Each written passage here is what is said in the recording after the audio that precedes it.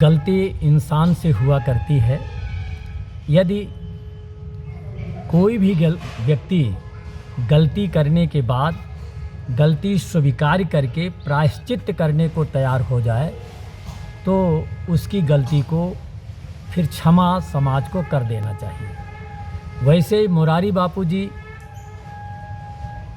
किन्हीं कारणों से, किन परिस्थितियों में, किस अवस्था में उन्होंने जो कुछ भी कहा उसके प्रति मुरारी बापू जी ने बहुत ही विनम्रता से क्षमा याचना किया और उसके विषय में ग्लानि भी अनुभव किया।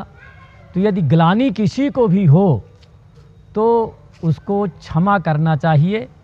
अब इस घटना को अधिक तूल न देते हुए इसको यहीं विराम देना चाहिए, क्योंकि कभी कभी क्या होता है, ऐसी किसी घटनाओं को कुछ हमारे विरोधी लोग होते हैं, वो विरोधी जो संस्कृति के विरोधी हैं, धर्म के विरोधी हैं, परंपरा के विरोधी हैं, वो समाज में फूट डालने के लिए, समाज को आपस में बांटने के लिए, लड़ाने के लिए कुछ ऐसी घटनाओं को महत्व देते, सीमा से ज़्यादा महत्व देते हैं, जिसका दुष्परिणाम समाज को भोगना पड़ता है।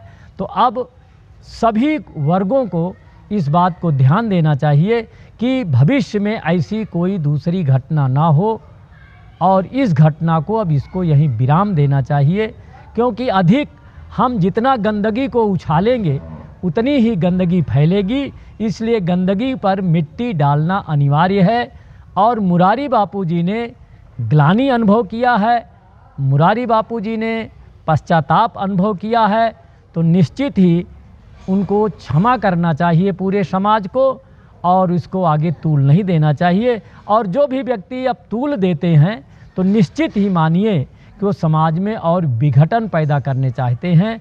तो ऐसे जो कुछ लोग, जिसमें हम कह सकते हैं इस्लाम से प्रभावित हैं, धर्मनिरपेक्षता से प्रभावित हैं, कम्युनिस्ट से प्रभावित हैं, ऐसे विचारधारा के लोग यदि समाज में ऐसी कुछ घटनाएं देखते हैं तो सीमा से ज़्यादा तूल दे करके उसका दुरुपयोग करते हैं, समाज में विघटन होता है। इसलिए ऐसा नहीं करना चाहिए।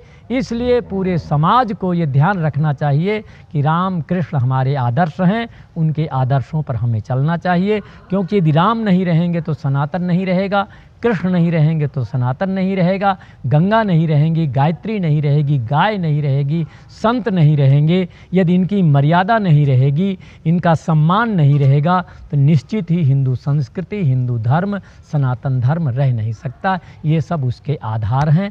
ऐसा इसको होना चाहिए। ओम।